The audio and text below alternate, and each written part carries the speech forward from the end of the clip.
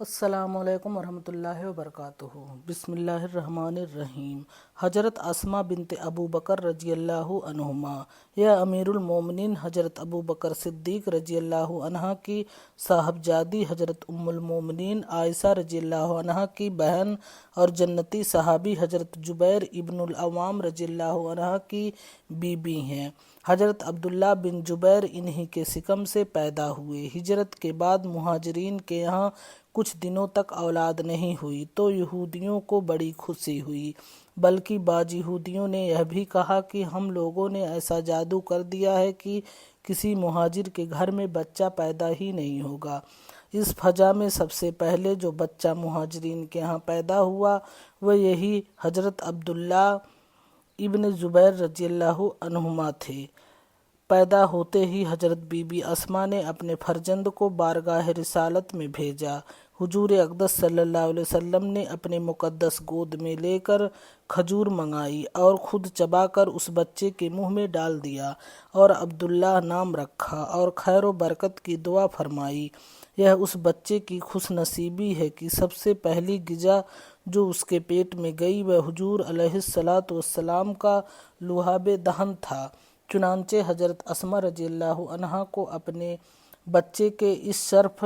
پر بڑا ناز تھا۔ ان کے شوہر حضرت جبیر رشتہ میں حضور کے پھوپھی جاد بھائی ہیں۔ مہاجرین میں بہت ہی غریب تھے۔ حضرت بی بی اسماء جب ان کے گھر میں آئیں تو گھر میں نہ کوئی لوڑی تھی نہ کوئی غلام، گھر کا سارا کام دھندا یہی کیا کرتی تھی، یہاں تک کہ گھوڑے کا گھاس دانا اور اس کی مالش کی خدمت بھی یہی انجام دیا کرتی تھیں، بلکہ اونٹ کی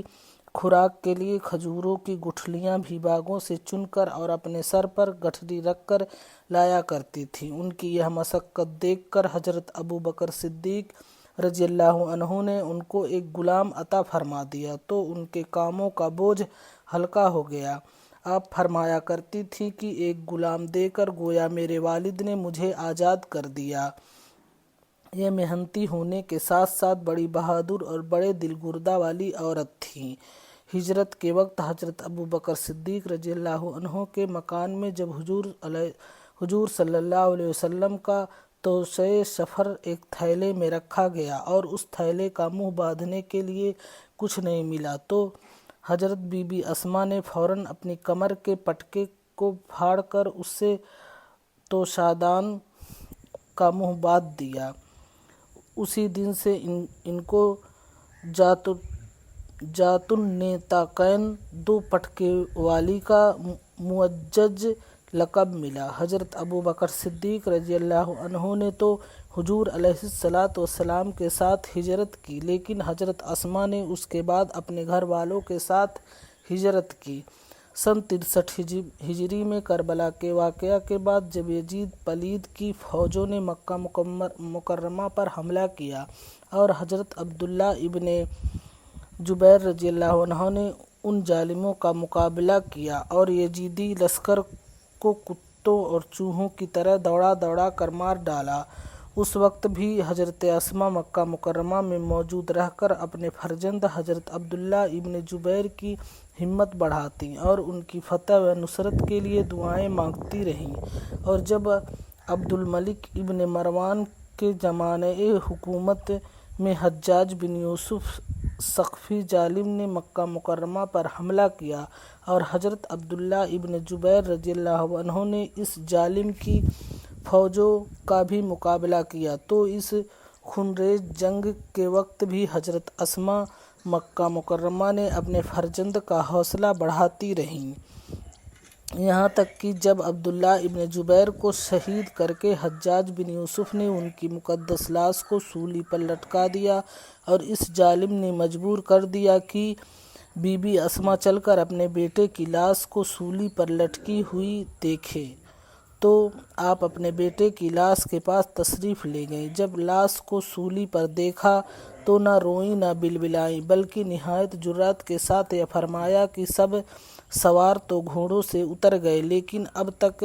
یہ سوار گھوڑوں سے نہیں اترا۔ پھر فرمایا کہ اے حجاج، تو نے میرے بیٹے کی دنیا خراب کی اور اس نے تیرے دین کو برباد کر دیا۔ اس واقعہ کے بعد بھی چند دنوں حضرت اسما زندہ رہیں۔ مکہ مکرمہ کے قبرستان میں ماں بیٹے دونوں کی مقدس قبریں ایک دوسرے کے برابر بنی ہوئی ہیں، جن کو نجدیوں نے توڑ پھوڑ ڈالا ہے، مگر ابھی نشان باقی ہے، اور سن 1959 عیسوی میں ان دونوں مزاروں کی زیارت میں نے کی ہے، رضی اللہ تعالیٰ عنہما۔ تبصرہ: اسلامی بہنوں، حضرت بی بی اسما رضی اللہ عنہا کی غریبی اور اپنے شوہر کی خدمت اور رسول اللہ صلی اللہ علیہ وسلم سے ان کی محبت، پھر ان کی بہادری اور جرأت و استقلال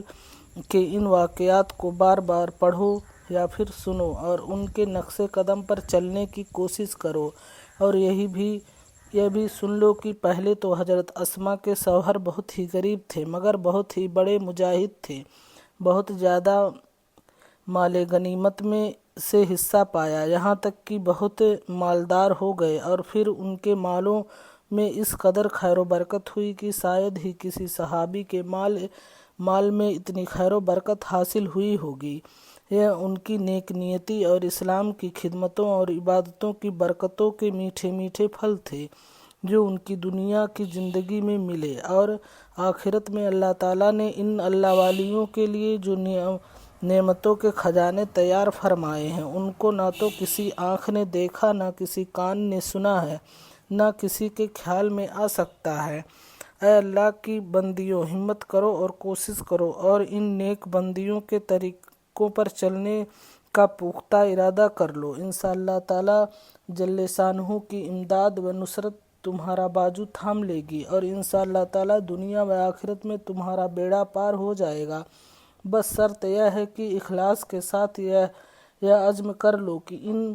ہم ان اللہ والی مقدس بیویوں کے نقش قدم پر اپنی زندگی کی آخری سانس تک چلتی رہیں گی، اور اسلام کے عقائد و اعمال پر پوری طرح کاربند رہ کر دوسری عورتوں کی اصلاح حال کے لیے بھی اپنی طاقت بھر کوشش کرتی رہیں گی۔